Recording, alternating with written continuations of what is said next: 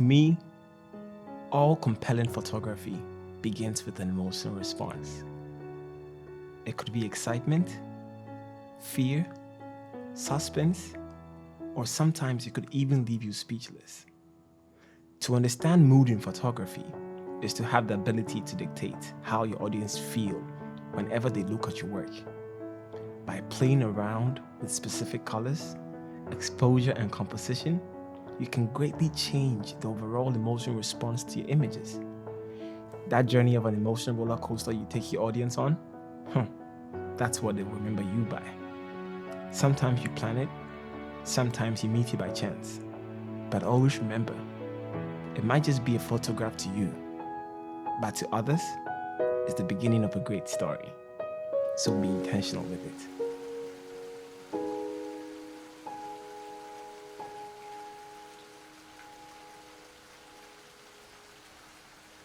Welcome back to the channel, guys. I hope you are doing awesome and I hope you love that little intro. That's something little I just added to the mix to spice this whole thing up, because the topic for today is something I really love. That's mood. Yes, so today I'm going to share with you guys how you can greatly influence the mood of your photography using color adjustments and Lightroom. Let's get going.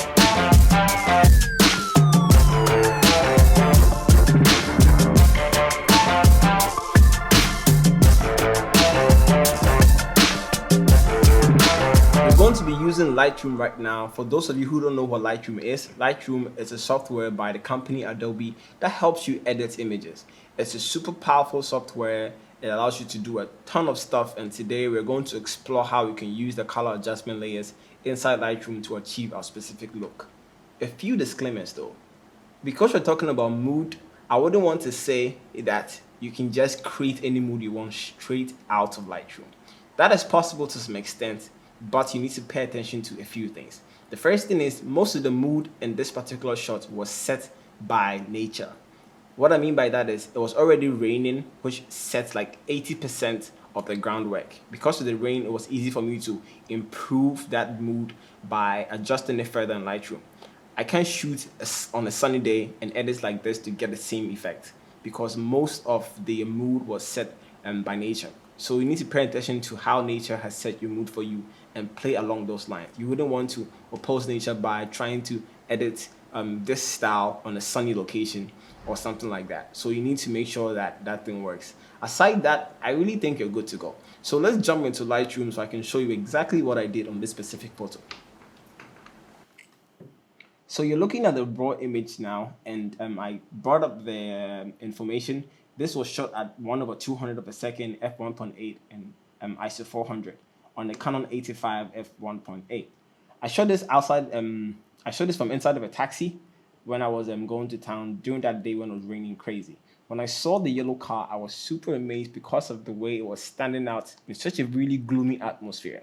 So when I took the picture, I wanted to retain a lot of color information, so I intentionally shot it underexposed, because I knew in Lightroom I could bring back all the details and still retain a lot of color.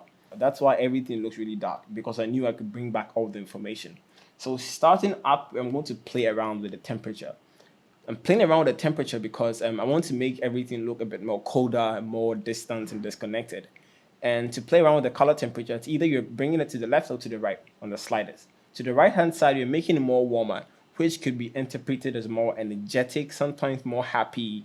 And the colder side is the opposite side, which can make it look more sadder or more distant or disconnected, which is the feeling you're going for. So I'm going to play around with the slider, take it just a bit back, maybe somewhere around here. I'm usually eyeballing the whole thing because I feel like, hey, what the hell? I mean, it's sometimes not so scientific. You just have to go with the flow and go with the mood. So I'm bringing it back down. I wouldn't really play around with the tint because I wouldn't want to make it more magenta or more green. So I'm going to put it somewhere around here. I think it's fine. The overall image looks a bit too dark. So what I'm going to do is to increase the exposure to somewhere I feel okay with. I think this is fine. And increase the contrast. So what the contrast is doing is it's sort of making the image more dramatic gradually. And since that's what you're going for, a really moody, dramatic effect, it's okay for me to go that side. The next thing I'm going to do is to bring down the highlights. So I'm bringing down the highlights mostly because I want to retain a lot of detail in the brightest part of the image. And the next thing is I want to increase the shadows to bring back all the detail that I've lost in the darkest parts of the images. Then these two are really tricky. I'm going to increase the whites. The reason why I'm increasing the white is by decreasing the highlights, I lost some brightness in the image, but I want to bring them back and still retain the detail that I got back in the highlights. That's why I'm bringing up the whites. And I'm going to take down the shadows, down the blacks, which can also add in the overall contrast to the image. So this is what I have here, and I think I'm okay with it. For the next part, I'm going to increase the clarity. So what the clarity does is it sort of takes the midtones, really enhances and sharpens it, and adds a lot more drama. You can think of it as a miniature HDR. So I'm going to increase the clarity just a bit, maybe somewhere around here. I love the way it's looking. You can see how the droplets that are bouncing off the car are beginning to come into detail. You can see all that information. So I love it from here. And then I'm going to increase the vibrance just a bit. There's a big difference between vibrance and saturation, in the sense that when you increase the vibrance, it sort of evens out all the color information and brings it up gradually. Meanwhile, saturation just sort of picks up every single color and just messes it up. So usually I don't really use saturation a lot. I just use vibrance because it's more like an average of all the color information that you have in your picture. From the next part, we're going to head to the HSL. The HSL is my best part. Wait, I think my second best. The HSL is my second best part in Lightroom. So what it means is hue, saturation, and luminance. So the luminance, think of it as it controls how bright or dark the color is. Saturation controls the intensity of the colors. And the hue sort of messes up with the tonal range of all the colors. So we're going to start with the highlights. This little feature right here allows me to know which tonal range I'm playing in. So when I point the cursor at this area, it's telling me that the sky is in the blue tonal range, the bus is in the orange and yellow tonal range, this is in the yellow tonal range, this is in the red tonal range, this area is in the magenta or purple. I guess this is purple, magenta, purple. Yeah, so you get what I mean.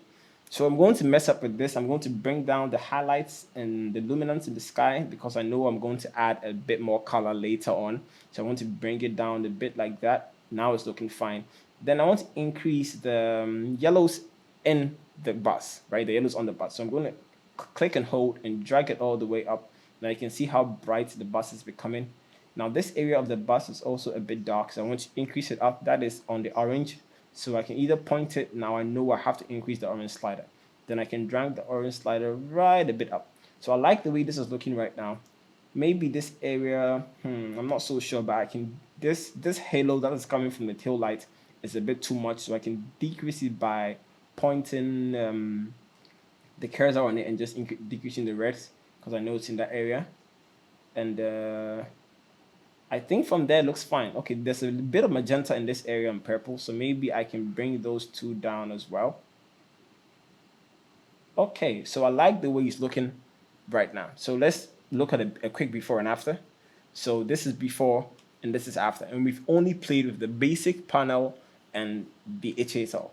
The next part that has the fun bit is the hues. So with the hues, we get to bring out a lot of color inside this image. And the first part I'm going to start with is the sky. So you can see the sky is it's in the blue area. And I'm basically going to go for the teal and orange effect. So I'm going to bring it all the way to this side. Now you can see I'm getting a lot of teal or turquoise, if you want to call it, inside the sky, which is looking pretty darn awesome if you ask me. Magenta, going to bring it down a bit like that. I don't like the yellow in the bus. It looks a bit awkward. So I'm going to increase the yellows right here in the bus. Take it a bit backwards. Make it a bit more orange so I can complete the whole orange and teal effect. Maybe this is a bit okay. And do the same thing for the other side of it. This is looking great. So just with the basic panel and the HSL, we've been able to achieve this. So from before and after. You might think you're done, but there's a few things that you can do. That now we're going to my favorite part of Lightroom. That is the calibration area. So what the calibration area does is it actually takes all the raw color information from the camera and it helps you mess it up. By messing it up, I mean helps you play with it. Sometimes you want to change a bit of the information so the color, so the Lightroom can render the color differently. So I'm going to play in the blue primary area because we're still going for the teal and orange effect. And I'm going to bring it back up so I can sell the effect much more. Now you can see how everything is coming into color. I love the way this is looking. Oh my God. And add a bit more saturation to it. And I think there you have it. You can do a few more things. One thing I like to do sometimes is to go to the detail panel and add a bit more detail. So I'm going to specifically focus on the droplets of water inside on top of the bus and just increase the sharpness of it. Now you can see how sharp it's becoming. Because the amount of sharpness I increase is affecting the overall image, it can sort of make it look bad. An easy way to correct this is to hold the Option key if you're using Mac and the Alt key if you're using Windows and drag on the mask slider. So what it's going to do is it's going to create a mask, and all the white areas are the areas that are going to be affected by the sharpening. So I'm literally going to keep it somewhere around here, and it's going to keep the sharpness only to that area so I can still retain a lot of details in the overall picture. So this is what we have now. After that, I'm loving the way this looks. I like the mood. It sort of sells the story I'm going for. The whole suspicion, the whole suspense. It's cold. It looks a bit distant, a bit dramatic, like something from a movie. So I think we're done with this image. So let's look at a quick before and after. Before and after. Before and after. So I think that was how I edited this image at the first time. And I think I want to save this as a preset and add it in the description. So if you want to download this as a preset, I can save it and just add it to you so you can just have fun with it, like get inspired and do something with it. I think that's pretty much everything. We're going to edit the second image right now. So the next image we're going to edit was taken at the same location. This is pretty interesting because the image looked completely different from what actually happened in reality. So in reality, this little guy walking down the street in the rain was having fun. It looked like he just closed from school or something. He was kicking the puddles in the rain and just enjoying himself. But after I took the picture, it looks like he was sad or rejected or something else, right? This brings about an interesting debate that I had with my lecturer, Naresh. He was basically talking about something that they call, does the camera lie? I mean, does the camera always tell the truth? Because what the camera records is supposed to be a moment in time of what actually happened. But meanwhile, it can be interpreted in different ways. So that's a debate I would definitely want to bring him on the channel and talk with him intensively about, does the camera lie? So let's get right into this image and edit them. So I'm really going to edit this image just like how it looks. So I'm not going to make it exciting, although the kid was. I'm going to make it look very moody and gloomy like the first one. The best part of Lightroom is after you do something in the previous edits or in different files, you can just copy and paste it over the new one. So I'm going to do exactly that. So this is the image of the bus we just edited. I'm going to hit Command and C to copy. Running your Mac, that is Control and C if you're on Windows. Make sure I'm copying all the things I used. Hit copy, come to the kit. So this is the raw image and hit paste. Control and V. Now everything looks good, except I don't want to go for the teal vibe anymore. I want to go for something more solemn, something more sad. So I'm going to make all the turquoise blue. And this is what usually happens when you copy and paste presets. Usually they affect different images differently. So you have to do some micro adjustments to make sure that everything is working the way it's supposed to. So I'm going to scroll through the image and look for the parts where I had a teal. Mostly it will be in the hues. So I can bring it all the way back down, like maybe some around here. I think this is beginning to look good. I can head back to the temperature and make it a bit more cold. I think I'm beginning to like the way this looks. And head down here to the blues, the primary color in the calibration area, and also increase it just a bit. Now I like the way it's looking, except the kid is a bit lost. So what I'm going to do to make the kid stand out is I'm going to use the brush tool, pick up the brush tool, navigate here, select exposure, and increase the brush size and just paint a little bit on the kid. Just like that. So you can see as I'm painting gradually, it has lightened up the center and put more emphasis on the kid. So the moment you look at the picture, your eye is drawn directly to the center, which is the focal point I'm looking for. So I'm creating a false focus point for you to look at. most likely your eye would have drawn onto the red tail light in the car. But because I created a false focus point, you're forced to look at the kid in the center. Also, because he's in the center of the frame, it's easy for you to look at him there. So I think that's pretty much everything about using the color adjustments in Lightroom. There's so many possibilities. You can do so much. So I'm going to challenge you guys. I know you guys are home, kind of bored. Try and tell a story with the basic things around you. Go to your kitchen, like take your little sister, your little brother. If you have a pet, you can use your pet. Just sort of take a picture that tells a mood. It could be happy, it could be sad, it could be exciting, it could be hysterical, it could be extremely sad. I mean, you are the person controlling the camera. Sell us the mood you want us to feel. Because at the end of the day, you are the creator and we are the audience. So good luck with that.